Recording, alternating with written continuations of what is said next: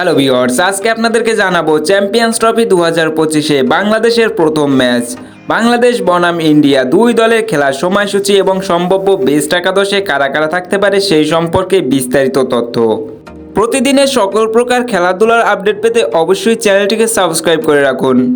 ফেব্রুয়ারিতে অনুষ্ঠিত হতে যাচ্ছে চ্যাম্পিয়ন্স ট্রফি 2025-এর আসরটি, যেখানে বাংলাদেশের প্রথম ম্যাচে মুখোমুখি হবে ভারতের বিপক্ষে। এবার চলুন এক নজরে দেখে আসি বাংলাদেশের প্রথম ম্যাচের সময়সূচি। চ্যাম্পিয়ন্স ট্রফি 2025 বাংলাদেশের প্রথম ম্যাচ বাংলাদেশ বনাম ইন্ডিয়া, তারিখ 20 ফেব্রুয়ারি 2025, সময় বিকেল 3টা বাংলাদেশি সময়, ভেন্যু দুবাই ক্রিকেট স্টেডিয়াম, আরব আমিরাত। এবার চলুন এক নজরে দেখে আসি পর্যায়ক্রমে দুই দলের সম্ভাব্য বেস্ট একাদশ।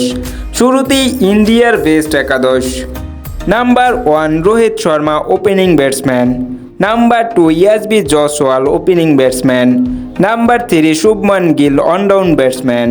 Number 4 Virat Kohli, mid order batsman. Number 5 Rishabh Pant, wicket keeper batsman. Number 6 Hardik Pandya, batting all rounder. Number 7 Axar Patel, batting all rounder. Number 8 Washington Sundar, batting all rounder. Number 9 Kuldeep Yadav, spin bowler. Number 10 Arshdeep Singh, fast bowler. And number 11 Jasprit Bumrah, fast bowler.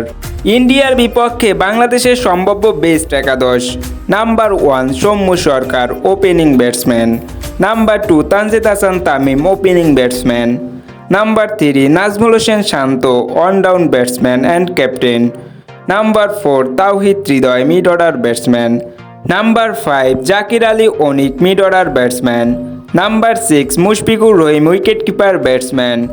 Number 7 Mahmudullah Riyad, batting allrounder.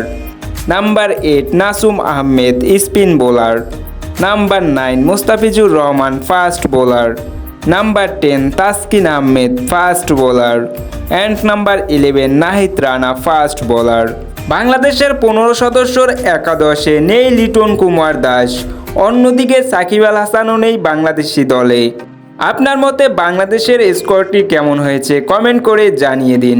প্রতিদিনের সকল প্রকার খেলাধুলার update পেতে অবশ্যই চ্যানেলটিকে subscribe করে পাশে থাকা বেল আইকনটি বাজিয়ে রাখুন, যাতে খুব সহজেই খেলার আপডেট পেতে পারেন।